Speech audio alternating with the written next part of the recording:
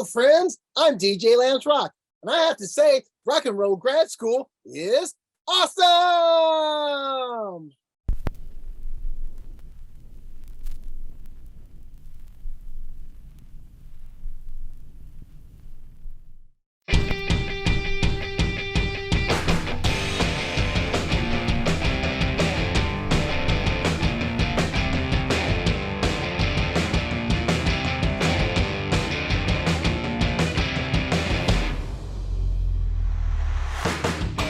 This is Rock and Roll Grad School with your hosts, Heidi Hedquist and Luke Poling, Yankee Hotel Podcast.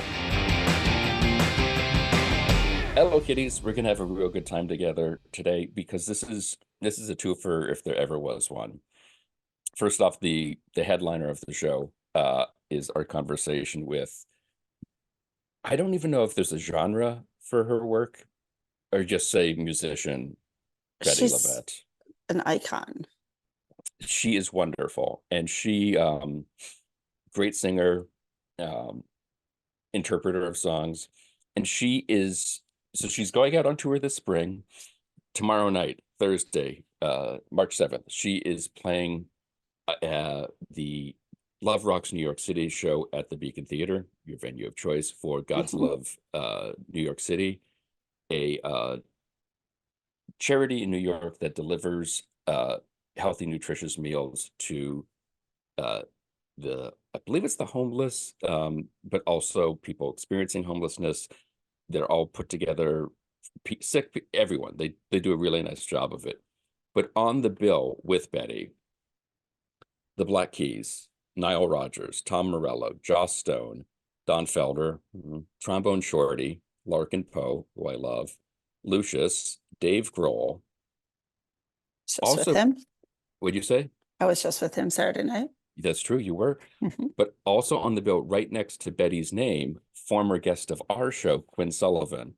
Yes. Teenage blues Awesome. guitarist legend. So she's playing there. She's touring all over this spring.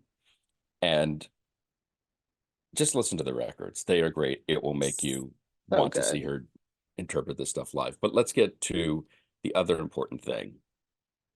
Your weekend. Yes.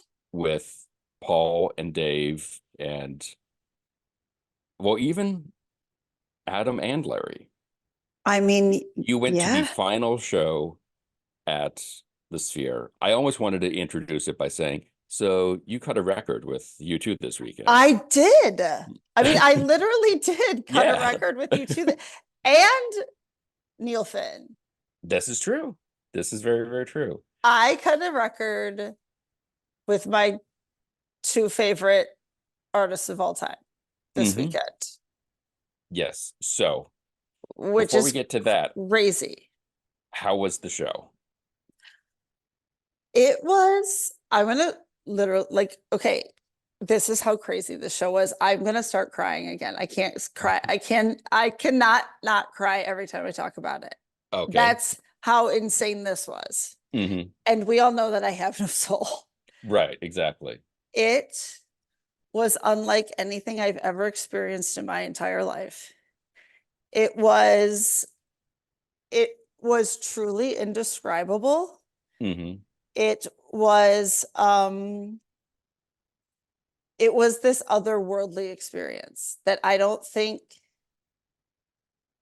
can ever be replicated by anything anywhere.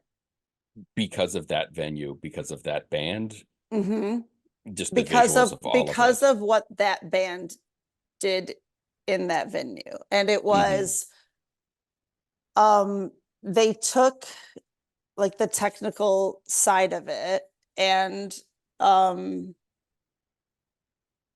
you, the venue was broken when we arrived. Right, yes. It was busted for an hour, but they started. Was Edge outside just slapping the side of it, trying to get it to go? No, but there were people on the exterior of it. Literally does look like the Death Star. We were staring at it, a giant hole that they were trying to fix. Oh, wow. in the panel. I mean, it wasn't outside, but in the panel, Mhm. trying to repair it. And there was a bird that got in flying around that were like, is that fake? But it Inside wasn't. the sphere Mhm, itself. mhm. And then the DJ came out, who the DJ does come to hype people up, but you could tell the DJ, and even our usher said, yeah, so I don't know what time it's gonna start, because like sound check was an hour late, and then this was an hour late, and yeah, I don't know when it's gonna start, so just be prepared. Things So are what? running So late. I mean, that's something. They were doing sound check on the last night of the stand, which is very interesting Mhm, to note of all the mhm, bands to do that and such. mhm. And so, yeah, so guy comes out to do his little DJ gig with his little like glow Barbie car, And I'm and you so could glad we're referring to it as his little DJ gig. yeah, But keep right. going. But you could just tell he's tried really hard and he did a fine job and had a great mix of all these tunes, but it he definitely tried to hold down the fort, and no one knows when this thing's going to start. And I was just so happy to be there. I did not care if this thing worked. I just didn't care. The venue was incidental to me. Hmm. So did So they, on the screens during the DJ sets and when you walk, did they have stuff up there? Was it like the no. IMAX theaters? No. Okay. So um outside, yes. Like I sent you You the sent the creepy video, baby, right? Creepy Baby. Yep. Yeah, outside all the way. Now, I don't know, and I should ask my friend Linda, who had seen previous show. Hmm. I don't know if it's always like that or just because it was broken. Right. But there was nothing. Like on in the lobby and stuff, yes, there's like weird stuff, but no, it was just these brown panels all around. Hmm. So we're sitting there forever, but it felt very weird to have this glow in the dark, like Barbie DJ car. This guy goes, so I'm like, I think usually there's something on these screens. Okay. So then eventually he leaves and they're still fixing this hole for a really long time. And then all of a sudden, like you look up and there's this big hole in the ceiling and you see a helicopter fly over and the whole thing shakes and your chair shakes, and it's just like, remember the Bugs Life 3D in Disney, I believe so. and the bugs like sting your butt? Yes, That's what it reminded me of. And so this is what you think you're in for, is but you it was Adam. right. So you think you're in for this whole, like, it's going to be this interactive thing where things are going to be vibrating and moving all around you all night, right? So you Hmm. think you're in for this. So you're kind of stressed, but you're excited of like, what's this going to be? Hmm. And the helicopter flies over and you think this is what's going to happen. And then the band comes out on stage and the whole thing starts and the screens go. And it's like really impressive and very like bright and colorful. And they're on the Brian Eno turntable, very cool Hmm. performing. And it's there's Elvises and all sorts of things on the screen. But somehow through the course of the night, it like flips to be this very like, I don't know. It's like they took the technology, and although it's like super like technical, it came very like intimate, internal, personal. Like it felt very Hmm. small. And it becomes like water, and then the sky becomes these like bugs, and they're like snakes and birds, and it's like this ethereal, spiritual. It was bizarre, In the but best way possible. in the best way possible. And like you cannot control your emotions. You're like, everyone was bawling. It was, and of course was bawling during the whole Neil Finn thing. And Hmm. then I was bawling at the end for like 20 minutes straight. And everybody was. It was the most amazing thing I've ever experienced in my entire life. And it's interesting too, the fact that they changed up the set list as much as they did. I mean, yes, they played all of Achtung Baby. They broke it up in an interesting way, so it wasn't just A through Z, Mhm. but that they were able to throw in other songs and like Right. respond to the times. Because I know at least at the beginning, uh Bono talked about Israel and Palestine. and I don't know if was still in the show, but then obviously all the Navalny stuff comes up, and like it feels very on just the little clips the band themselves are posting on social media, Mhm. like it feels very current and moving and changing and growing and being its own Yes. thing And every time out. I think it was, and this one was very, a little bit, it was, I mean, it was very much more, a little bit, it was, I don't want to say it was generalized because it makes it sound like it wasn't, like definitely Navalny was very specific. It, All I Want Is You was very much focused on women's rights and was dedicated to women and Jill Biden because of she was there. Dr. Joel. Dr. Jill was there. And so that was amazing. And then With or Without You was kind of the big like crux of it all, which was really kind of sort of focused on, you know, the environment, Mother Earth, but then also on war. It kind of became sort of all encompassing on life itself, but not, it, there just wasn't anything hokey, but yet they still were having fun and still being cheesy. That, you know, Bono was like in his attempt to be cool, not cool, and not making fun of himself. Like they just walked this perfect line, and they were so, the sound was unreal. It was just And had you so seen them before? perfect. I've seen them many times before. Well, Okay. I was at, obviously I was at the Beacon with Bono in May, Right. and I was at Pop Mart. I've seen them 1, 2, 3, Okay. 4. I was at the not the last tour before, but the 2 before that. I was at both of those. The Like Joshua Tree and the not, I Atomic wasn't at the Bomb Joshua Tree. I was at the Atomic Bomb, and I was at the one right before that. Elevation. Joshua Tree, yes. I was at the Joshua Tree is the one that Dave is still trying to make up for not taking me to. So that's why I got to do the Beacon in this one. So I'm very happy to have not been at the. I feel like I don't know if I've seen a better show than I ended up seeing the Atomic Bomb show like 3 times. And the thing and we've talked about before with Bono that like who was saying that he doesn't have a sense of shame or embarrassment. No. And so he is willing to do these grand, huge gestures Yes. that are incredibly touching.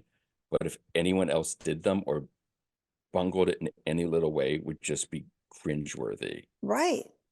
I And mean, I that's what remember was like, oh, again yeah. on the Atomic Bomb tour, them doing Pride, which is one of their many, like, you have to play this to get out of the building. And when he's saying to everyone, sing for Dr. King, and you're like, this could be so corny and so cheesy. Right. But you're sitting there being like, oh my God, we're all together in this one place having this experience. And I can only imagine like that times 1,000 because of the uniqueness of all of this and the immersiveness of it. Well, and that was the thing too. Like I told you, like the Don't Dream It's Over was kind of awkward in the moment because it's just Neil's vocal. Like he kind of like Bono, like they didn't quite know what to do. They kind of said do the Don't Dream, but not everyone knew when to do it. Do we just do it at the end? Do we do the whole chorus? How are we doing this? So it felt kind of weird. But when you go back and watch the video, which I tried to send you our video, but it's too big, but it's in the Rolling Stone story. I watched it, yeah. And you can I still watched see it Sunday morning. right. I And was it's like, still a little awkward, but it's way less awkward when you watch it back than it felt in the room. Like it's not quite as bad as it felt. But even that being like, we kind of know this song. Right. But we're gonna just play. Or we're just gonna do it. Or it's gonna be cool, and we're doing this, and we didn't talk to our record company, so this might be the only recording ever, but let's just do it anyway. Get your phones out. And even that like, being like, you might want to record this. This might be something special. And it was, and I was like bawling the whole time and everything, and it was, and the venue is really interesting too, because it's like, it's like the biggest IMAX you've ever been in, and then some. And then the seating is kind of like an old-timey opera house in that you can't really see everyone around you. Like you can see the people in front of you. Right. And you can see sort of your section and the sections next to you. but you can't see who's above you really at all. So Huh. you don't get the full, there are people above you, but it's sort of, Can you hear them? Is it like you know that they're yeah, there and you can hear them, but it's but so interesting. so it is a shared experience, but not in the normal Right. way. Like, I'm pretty sure Dave Grohl was just like up and over, but I couldn't see him. Mm-hmm. But when It's you so look at interesting. it, and so, but it was just unfathomable. I can't, I literally can't stop crying from it because it just, and it unleashed like every catharsis within like 48 years of life. Mm-hmm.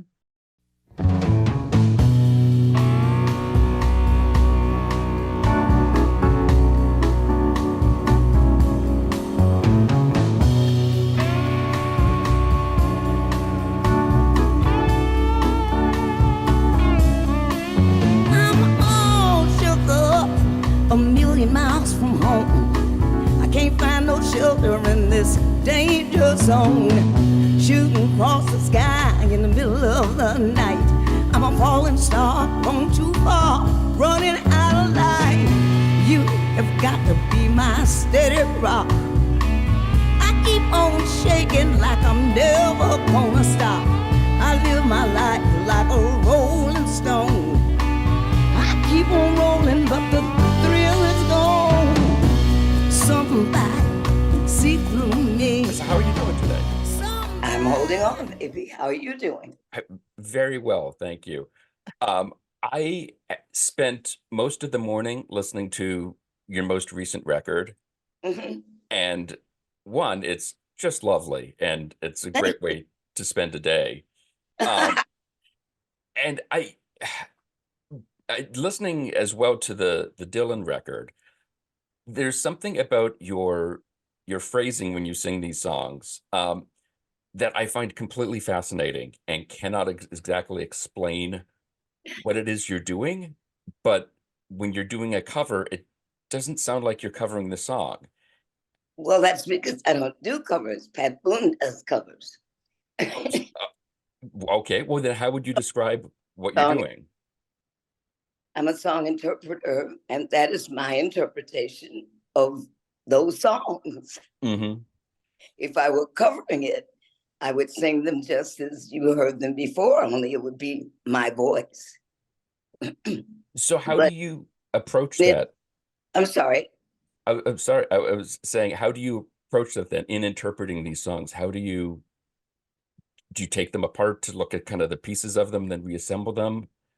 No, I take them apart and look at the pieces of them to see which ones of them are pertinent to me.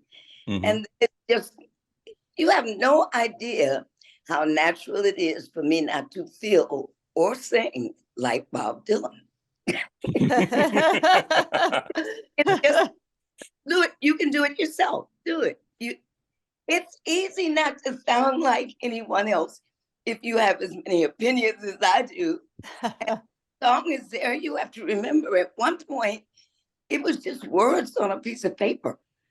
And until somebody sung it, it wasn't any kind of song. It was the writer's song. It wasn't whoever. Mm-hmm. It's so amazing to me that no one's amazed at Frank Sinatra doing everything from Humpty Dumpty sat on a wall. But I guess though, because young people do more trying to sound like each other, Mhm. Mm-hmm. trying to sound out like whoever is most popular. And I didn't have that problem. I mean, I started off, I didn't sound like a girl anyway, so I couldn't imitate any girls. And when I imitate guys, it just sounds like a girl singing really different. It's the interpretation of it that, you mentioned Sinatra. When he does Old MacDonald Has a Farm, it still sounds like Old MacDonald Has a Farm. Silly goose. Yeah. Exactly. Exactly. It is for me. When I hear oftentimes, like in this last album, all of the songs are written by this brilliant young man whose name is Randall Bramblett. And I called him several times to talk about songs, words that I was going to change. And he said, do the songs always have to be about you? I said, yes. Well, of course, absolutely. I mean, how am I going to explain to you how somebody else feels? Yeah. So all I can do is explain it the way I felt it. And one of the simplest things is in one of the Bob Dylan tunes, he says, feel like falling in love with the next woman I see.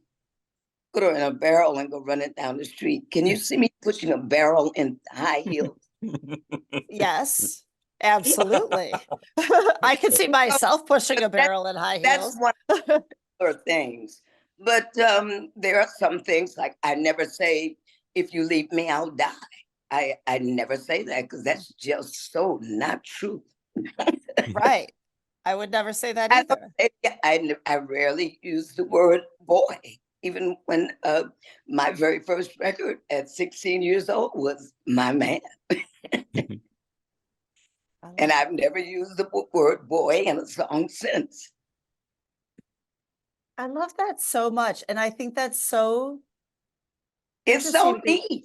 But I love that. And I think it's But so that's the interesting. way I feel about it. I mean, I don't, if I were teaching singing, I wouldn't say, here, sing this exactly like I did.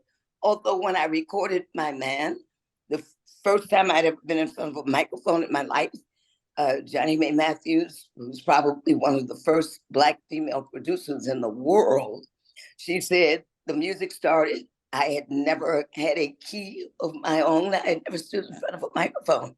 She said, My man. I said, My man. And she kind of gave me a little attitude. She kind of sung it to me the way she thought I would sing it if I knew how to sing. And that kind of, I didn't know, well, especially gospel songs, I didn't know you could sing them another way.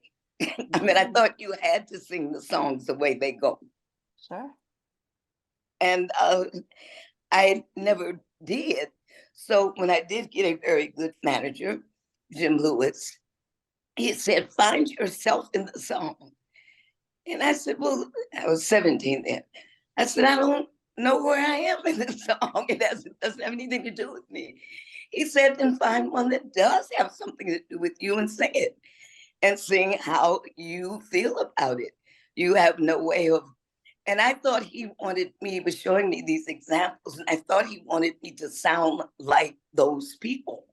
And I said, I can't sing like that.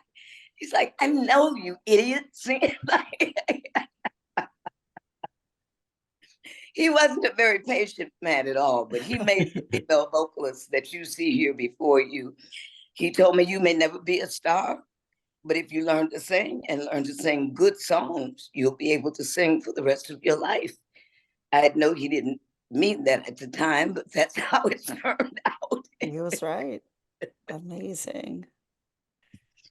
Well- Well, and so many people don't, even when they hear advice like that, they don't take it to heart as literally as you did. And they don't Well, I was do it just like that. take it to heart that day. Right, right. Maybe Right. 25 when I fully understood what he meant. And then I had to learn how to, it was a song of, say a song like Lush Life. Do you know that song? Yeah, Mhm. absolutely. Almost 20 years. Because it didn't have anything to do with me. And the melody was so difficult. I had to learn what to do with the melody. After I learned the melody, then I fell in love with the song itself. But he used that to just intimidate me when I have a little record in the charts or whatever. He say, here, sing this, star. Oh, I love it. What it seems like so much of your career in the past decades, only recently I feel like have female artists been allowed to find their voice and sing in the way that you have for so long, and this voice that really claims the song, makes it their own, and means something to people. You must have gone through some times with people, like you said, putting music in front of you saying, sing My Guy, or these songs that are about things that you aren't interested in talking about, things you aren't interested in thinking about. Was that a constant fight for you? No, I've chosen all of my own songs out all the time. I've never, because people weren't interested in me being interested in the song. There's certainly been things that have come up in my career where someone just likes me and they like the song and they want us together and they offer me a lot of money to do it and I'll sing it because it's more than likely easy to sing. But when I choose my shows and I choose my songs to record, only I choose those. Now, you can't tell me how to sing and you can't tell me what to sing. Now, like when Steve Jordan and I are in the studio, I tell him what I want to sing and how I want to sing it. And then he makes everything else happen to go with that. But he is yet to say, why don't you try this like this? Or what do you think about this? I don't think nothing about it. I didn't think of it, so I don't think nothing about it. Well, and that's something I was wondering too. You've done 4 records with Steve Jordan as producer. How has that collaboration and kind of conversation between the two of you gone? Because it's been a nice run that the two of you have worked together. I have looked for him for as long as I've known how to sing. When I learned how to sing and learned all this information that Jim had given me, I still didn't know what to do with it. I had the same music director from the time I was 18 until he died 30 years later. Oh. And by him having me since I was 18, he knew how I was going to sing, whatever I was going to sing, and knew how to play it. But I didn't know how to explain it to anyone else. And I didn't know that thoroughly until he died and I started to do some bigger things away from him. I had to explain what I was talking about and showing someone else what I meant, although I can't play an instrument. But Stephen, he knows, well, first of all, we came up in similar conditions. We're both Black. He's the first Black producer I've had since the and we feel the very same way. We felt the very same way about Bob Dylan. So we approached him the very same way.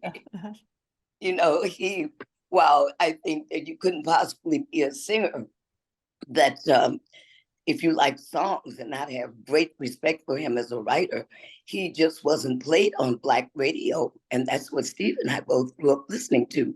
So if we had been brought a song, even when we were teenagers, we would have sung it the way the coasters sung it probably. But he hears what I'm thinking. I'm calling him a Bettye whisperer. He actually anticipates what I'm going to do, or at least the feeling of it. Yeah, it's so interesting to hear. And again, like I said, that conversation the two of you having over 4 records and just sort of the push and the pull and the collaboration of the two of you, it's really produced some really wonderful music. And it's such an interesting approach again to Dylan as the obvious example. But even that, in choosing songs, you did not choose some of the Dylan songs that other people would do. I mean, you did Going, Going, Gone. I love that song, but I do too. Nobody covers anything off Planet Waves. It's just I fell in love with several of them after I did them. I mean, the first thing I thought that things have changed was the lyrics are just so nonsensical. But then when I started to, I get the gist of what he means. And that was very funny to me. And now I'd rather open with it than anything. I love the arrangement that Steve and Larry Campbell did. And I love just listening to it. I haven't always been that way in my career. I haven't been satisfied with a lot that I've recorded. Some, but not a lot. But I've been continuously satisfied with this team of musicians that Stephen puts together for me: Larry Campbell, Leon Pendarvis, Chris Bruce, Pino Palladino. They are the basis of the rhythm. and they now anticipate what I'm going to do. Perfect example is when we got ready to do this last album, and Steve, these people came from everywhere. I mean, because nobody is in this particular group of people work all of the time. So when you get them, it's kind of a lot. And I'm sorry. You've got to keep them when you get them. You've got to hold on to them while you have them. Got it. When we got the date set for the album, I came down with COVID. No. Oh no. So our brilliant engineer, it's Steve's engineer, Dave O'Donnell, he assembled them all in the studio at Electric Lady. They assembled all their iPads. Somehow they hooked them all up. I sat in the living room and recorded the whole thing. Oh, Wow. amazing. My voice was not strong. So when I got well, I went into the studio and added strength to it. But I could sing it well enough for them to know how I was going to sing it. And that was what I was alluding to when I said, what they anticipate what I'm going to do. If I can give them even the suggestion of what I'm going to do, they know which way to go from there. That's perfect. That's magic. That is just magic when that happens. 60 years to find it. but that's whether it takes 60 years or not, at least if they found it. Most musicians never even find it. And I was wondering about that too, that, you know, you're talking about this relationship you have with Steve and with the rest of the band. It's got to be great for somebody who has been so determined in their career to do what they feel is right and to do the music that they respond to, knowing that then an audience will respond to it, that sort of everyone has come around to your way of thinking. You think so? It seems that way. Become my way of thinking. We really, I just really thought that this album was so well constructed. And my husband or anyone who knows me will tell you that I sit down and just take apart many of the things that I've recorded to show you exactly why they are not good, even if you like them. Because I know good from not good, and I don't just like things because I like the person or whatever. Mm-hmm. Ray Charles has done some recordings I did like. They are a lot, but he's done some. But this album, I thought, was just put together so well, and the way we thought that the way that it came together was magical, and that I was able to do it, even though I wasn't able to be there and lay down the track.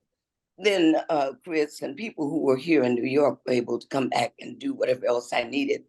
But Ray Parker Jr., when he was about 17 or 18, was in my band in Detroit, called The Fun. And John Battiste's father, when he was about 18 or 19, was in my band when I lived in New Orleans. And Chris Bruce played with me when this fifth career started. He was on the first album and played, and he was then about 19 or 20. And it so many little things like that kept happening. So we were extra disappointed when we didn't get the Grammy because we thought the album could float. Yes, of course. And it's been many years since they've gotten me into that cycle. So it took me about a week to get over it. Yeah. But it's interesting too. It's so interesting to see that trajectory, and it's one of the things Luke and I have been going through a lot lately is, and we've both been on a journey with your music. We've been fortunate to have grown up loving a lot of the stuff you've done through our whole lives and been around a lot of amazing musicians in our own families and loved ones who've known you always. And I've got blues music. I'm from Detroit and have blues musicians in my family. So I've known you known your stuff always, but it's fun to see people discover you now. I'm sorry? Where do you live?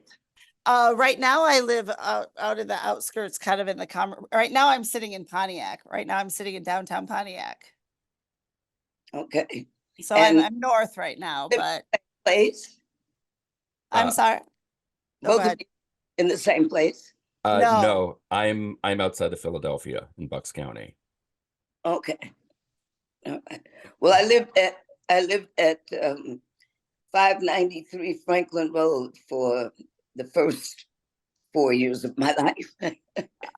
I know that area. I know that area well. And what that growing up in Detroit and that did that obviously affected your life and your outlook on things. Do you think it affected the music as well as to what was being played in that area at that time? No, not really, because you have to remember, and most people forget, that Hank Ballard and the Midnighters are from there, and that right. John Lee Hooker is from there. People think that nobody's from there but Berry Gordy. Right. Right. Exactly. No, when I grew up when I was, well, the first 2 years of my life in Muskegon, Michigan, Muskegon. where Yeah. I was born, my family sold corn liquor, and we had a jukebox in the living room. And that had the influence on my life. By the time we got to Detroit and I was 5, I could sing whole Yeah. song. So by the time the music industry was just beginning to kind of pop over in 1962 into this thing that it's turned into. And Motown, people always ask, why weren't you with Motown? I said, because in 1962, Berry Gordy wanted to be on Atlantic, and Right. I was. But it was just a fluke. The gentleman, in fact, I just talked to him last night, Willie Jones, was a member of a group called the Royal Jokers, and they had just had a really big record called You Tickle Me Baby. And I had heard it on the radio a lot. And I met him, and he came to I was in the hospital. He came to the hospital to see his girlfriend. So when his girlfriend went to the restroom, I said, listen, do you really sing for real? I don't know why I asked that, because this was in the morning and he had on a black mohair suit and some patent leather shoes. Amazing. So, but I did give him my telephone number, and he called because I was cute. Love it. Whatever it takes. I did that last night, and he had been singing, for some years. And I told him, I said, I think I can sing, but I don't know if I can sing like people who sing. So he said, let me hear you sing something. And he wrote me a song, and he disappeared for a while. And after I met him, I wanted to know whoever else I could. And I met Johnny Mae Matthews. All this happened in like 6 months. The record, I met her, and the record came out in a week. It was just, that was what was in Detroit. You were either in a group, or you were trying to produce a record, or you were a songwriter, or you owned a nightclub, or you owned a church. Those were the only positions in Detroit. Yeah. But it was buzzing. So I never went to talent shows, or I never, as I said, saw a real microphone before the day I recorded. And that must have been something that in the long run helped you find your own voice, and you didn't, not having that kind of Motown type schooling that they were so known for. Oh, well, my manager was the assistant to the president of the Musicians Union, Local 5 in Detroit. Mm-hmm. And that's who I'm talking about when I say Jim Lewis. And no one else could make a move musically in Detroit without his say-so. Yeah. And with that, he made sure that I met whatever Berry Gordy was doing over on the boulevard. I lived walking distance of it on Trowbridge. Uh-huh. It went on at Trowbridge. I took vocal lessons. I learned to hold a microphone cord. I learned to walk on stage. He still kept telling me, you may never be a star, but you have to have that mannerism. You have to learn to speak better. You have to carry a purse, because I carried everything in my bra. My 2 cigarettes and my $5 and my lipstick. And that actually helped at the time. Yeah. That's all you need. But I didn't whatever very good he was doing, he made sure that I had privy to that. And in terms of the musicians, like the Funk Brothers or whatever, all these were just local musicians in Detroit at the time. They weren't Funk Brothers, but Jim Lewis was their boss. So I worked with every renowned musician in the state of Michigan, whether they wanted to work with me or not. And many of them didn't, because I did not know what I was doing, and they knew it. But if you can get in good with the union man, hey. Do it. That's amazing. So wonderful. I love it. So I don't know how to phrase this other than, do you plan on stopping anytime soon?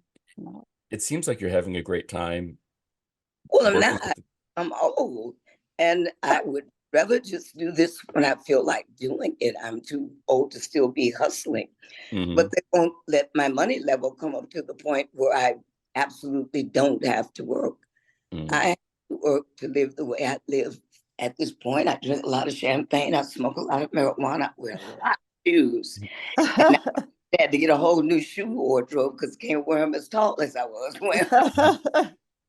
Yeah, between those three Love things, that. that's But I live very comfortably, and I have no interest in retiring to a condo or that kind of thing. I want to work when I want to work, but I'm just not in that position right now. But that is what I'm working for, to be able to work whenever I want. And I'm even more angry and angst about that now, because Steve Jordan is with the Rolling Stones now. yeah, it's got a good So day job. I almost Yeah. I know their every move. So it's kind of like, I think we'll go on tour. Somebody go and get some planes and call all the best musicians in the world. And I think we'll just do.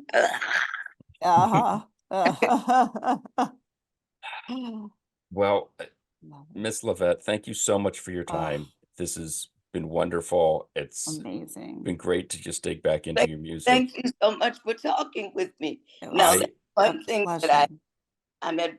I feel like you're trying to help when you take your time and talk to me and tell other people about me. That's the help that I need, and I'm grateful for that.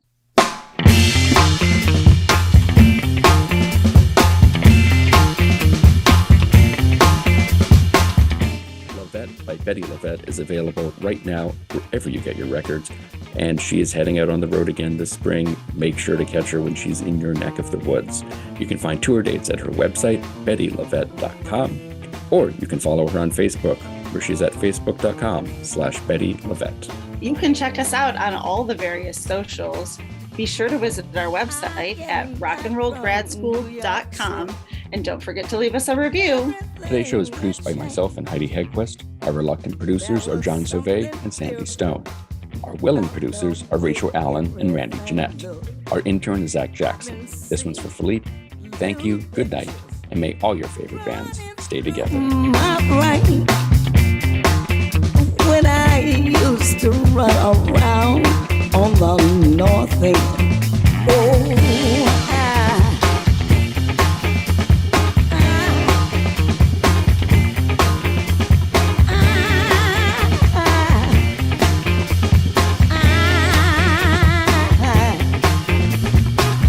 I'm a mess about it. I'm a mess about it.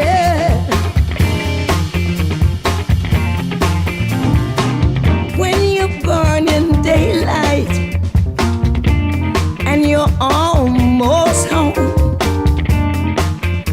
little things can wind their way inside of you, and your smile gets stolen by the